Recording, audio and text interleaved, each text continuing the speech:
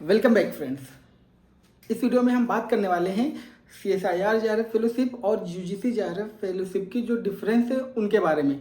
CSIR JRF की fellowship में क्या फ़ायदा है आपको, UGC JRF की फेलोशिप में क्या फ़ायदा और क्या ड्रॉबैक है, इसके बारे में हम इस वीडियो में बात करने वाले हैं। क्योंकि जो CSIR JRF है उसका फंडिंग एजेंसी अलग है, UGC JRF का वो अलग है। ठीक है, मतलब एग्जाम आप हो सकता है CSIR नेट के थ्रू किए हों या UGC नेट के थ्रू किए हों। अगर आप UGC नेट के थ्रू करते हैं तब तो UGC ही देती है, लेकिन आप CSIR नेट के थ्रू अगर क्वालिफाई करते हैं अपना JRF तो उसमें CSIR भी पैसे देती है कुछ कैंडिडेट्स को, कुछ नंबर ऑफ कैंडिडेट्स को, और कुछ नंबर ऑफ कैंडिडेट्स को UGC भी पैसे देती है। मतलब उनका एक कोई फिक्स नहीं है, वो कुछ भी दे सकते हैं, आपस में अपना मतलब बांट लेते हैं। कहने का मतलब ये। तो इस वीडियो में यही बात करने वाले हैं कि अगर आपके पास CSIR JRF है तो उसमें क्या क्या फ़ायदा है, कितना आपको HRA मिलेगा, कितना आपको कंटिजेंसी मिलती है। इसके अलावा जब आप PhD जमा करते हो, अपना प्री PhD वाइवा कराते हो तो क्या फ़ायदा होता है। इसके अलावा अगर UGC JRF है तो आपको कितनी मंथली जो है फेलोशिप है और कितना आपको HRA मिलता है, कितनी कंटिजेंसी मिलती है JRF में और SRF में। इन्हीं सब की चीज़ों के बारे में हम बात करने वाले हैं। तो आइए हम स्टार्ट करते हैं अपना वीडियो। आप जानते हो कि जो JRF का एग्ज़ाम है वो एक UGC नेट होता है और एक CSIR नेट होता है। ठीक है, जो UGC नेट है आपका, वो UGC नेट आपका सीधा UGC JRF दे देता है। ठीक है, जो CSIR नेट है ये दो तरीके के JRF देता है, एक तो UGC JRF भी देगा ये, और एक ये दूसरा देता है CSIR JRF। ठीक है, जो UGC JRF है उसमें आपका जो जब JRF होगा 2 साल तक, 2 ईयर तक, तो आपको 37,000 प्लस 20% HRA मिलेगा। ठीक है, अगर आप SRF है आपका तो आपको 3 ईयर तक मिलेगा 42,000 प्लस 20% HRA।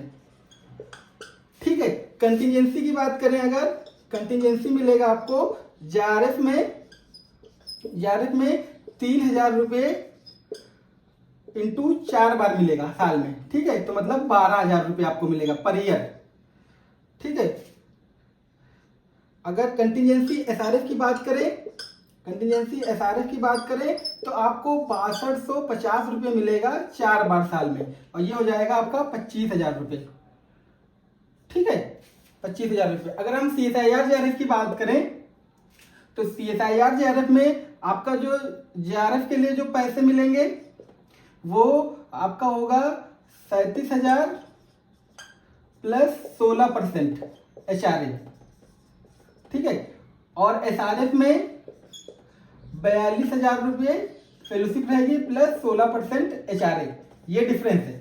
ठीक है, इसके अलावा अगर आप कंटिजेंसी की बात करोगे तो कंटिजेंसी जो JRF में जो मिलती है वो मिलती है आपको 20,000 रुपये एक साल में, पूरा एक मुश्त मिलेगी। और SRF में भी कंटिजेंसी जो मिलेगी वो 20,000 रुपये ही मिलेगी एक मुश्त।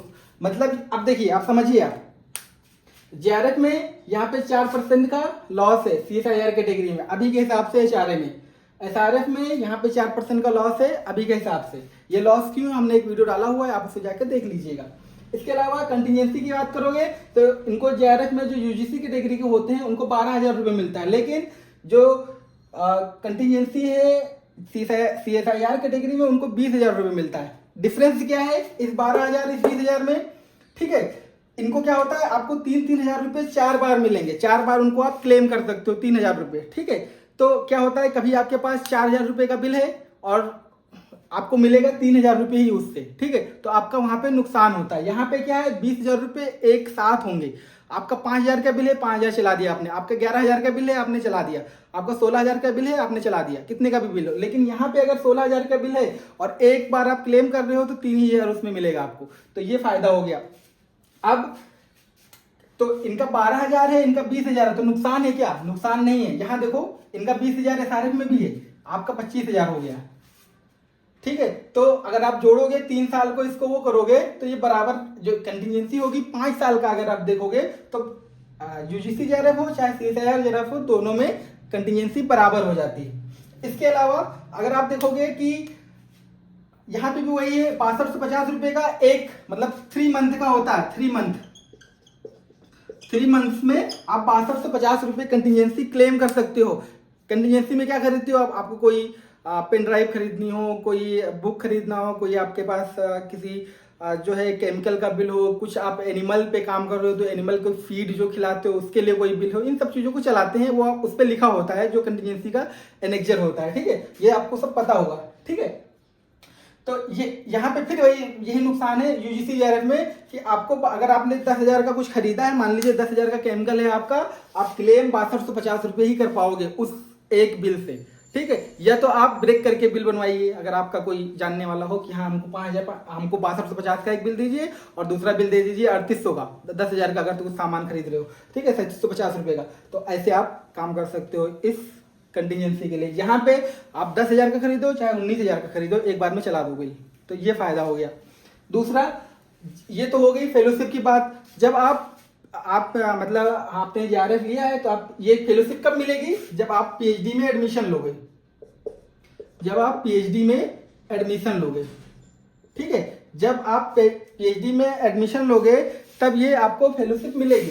और ये जब फेलोशिप मिलेगी तो कब तक मिलेगी यूजीसी जेआरएफ की फेलोशिप और कब तक मिलेगी सीएसआईआर जेआरएफ की फेलोशिप, इसको जान लेते हैं। तो यूजीसी जेआरएफ की फेलोशिप मिलती है अप टू थीसिस सबमिशन। ठीक है, अप टू थीसिस सबमिशन। और सीएसआईआर जेआरएफ की जो फेलोशिप मिलती है वो मिलती है up to final PhD viva voce examination जो आपको होगा उस तक। अब इस चीज को आप समझ लीजिए कब तक मिलेगी, हम थोड़ा समझा देते हैं। ठीक है, यहां देखिए, अभी हम आपको बता देते हैं, थोड़ा सा आपको समझ में आ जाएगा। हमने कहा है कि जो यूजीसी जेआरएफ की फेलोशिप मिलेगी वो अप टू सबमिशन मिलेगी। मान लीजिए आपने काम किया और आपका काम 5 साल हो गए, 5 साल तक फेलोशिप मिलनी है। आप मान लीजिए कि 12/5/2025 को आपने अपनी जो है थीसिस सबमिट कर दी।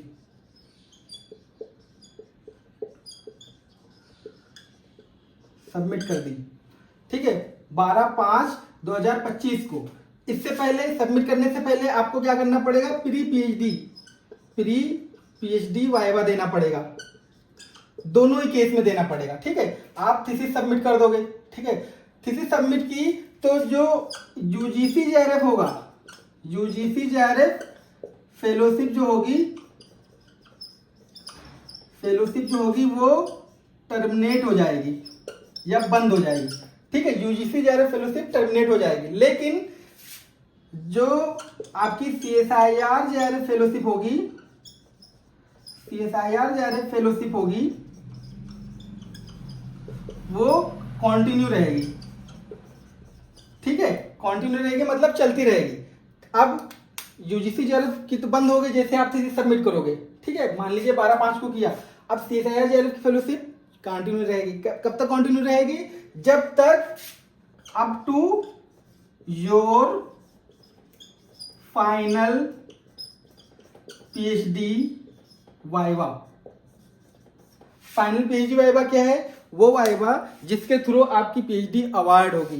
प्री पीएचडी के थ्रू आपका क्या किया जाता है? आप में कोई कमी है अगर आपके काम में, आपके जो एक्सपेरिमेंट में या आपके किसी प्रोसीजर में, आपके प्रोटोकॉल में, तो उसको जो लोग हैं, जो आपके प्रोफेसर हैं आपके डिपार्टमेंट के, वो उसको काम को इवोल्युएट करें और उसमें कोई सजेशन है वो दे दें, ताकि वो सजेशन आप जब अपनी थीसिस जमा करो तो थीसिस में वो चीज़ें आपकी सही हो जाएं और उसके बाद आपका जो फाइनल वाइवा है वो हो जाएगा।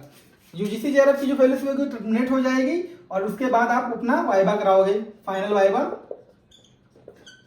कराओगे। यहाँ पे फाइनल वाइवा तक आपको फेलोशिप मिलनी। ठीक है, तो प्री पीएचडी से लेके और फाइनल वाइवा तक, मतलब थीसिस जमा करने से लेके और फाइनल वाइवा होने तक कुछ नहीं तो 6 मंथ का टाइम लगता है। एक एवरेज टाइम अगर देखोगे तो 6 मंथ का लगता है। तो अगर सीएसआईआर जेआरएफ फेलोशिप है तो आप स्मार्ट मूव लेके आप जब तक फेलोशिप ले सकते हो जब तक आपका फाइनल वाइवा नहीं हो जाता। ठीक है, लेकिन यूजीसी में जैसे ही आप जमा करोगे उसी दिन आपकी फेलोशिप बंद हो जाएगी। भले ही आपकी 1 साल की फेलोशिप रह गई हो, 2 साल की रह गई हो या 6 महीने की रह गई हो या 1 दिन की रह गई हो, आपको फेलोशिप नहीं मिलेगी। जिस तारीख को आप जमा कर दोगे, मान लीजिए आपका जेआरएफ जो है 11/5 तक है, 13/5 तक है, आपने 12 को जमा कर दी, वो एक दिन का पैसा आपको नहीं मिलेगा। तो ये रूल्स हैं CSIR जेआरएफ के लिए, UGC जेआरएफ के लिए, और कितनी फीस है, कितने जो है उनके फेलोशिप है जेआरएफ में, SRF में कितनी कंटीजेंसी है, जो पैसे कब तक मिलते हैं, ये चीज़ें हमने बता दी हैं आपको इस वीडियो को थ्रू। तो आपको ये वीडियो अगर अच्छा लगा हो तो अपने दोस्तों के साथ जरूर शेयर कर दीजिएगा। जो भी जेआरएफ के कैंडिडेट्स हैं, SRF के कैंडिडेट्स, उनके साथ शेयर करिएगा। नेक्स्ट वीडियो में, तब तक के लिए bye bye. Thank you, thanks for watching.